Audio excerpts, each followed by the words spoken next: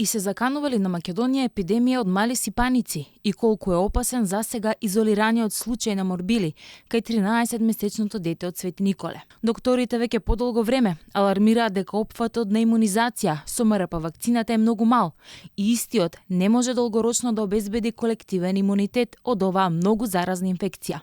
За да има колективен имунитет, кога вирусот нема лесно да се шири, треба да се вакцинирани 95% од оние кои што треба да ја примат вакцината.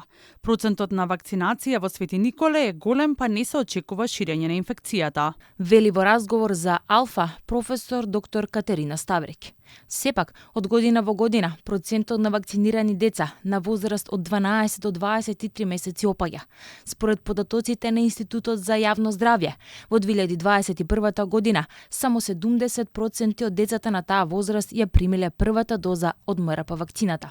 Малите сипаници се сметаат за високо заразно заболување, кое може да помине многу лесно, но можат и да предизвикаат воспаление и сериозни компликации, па и да бидат фатални кај оние со слаб имунитет. Она што е многу важно, велат докторите, е дека вакцинираните деца ги штитат оние кои што поради здравствени проблеми не можат да ја примат, како што се децата со акутни, малигни или имунодефицитарни заболувања, или пак оние кои се под терапија.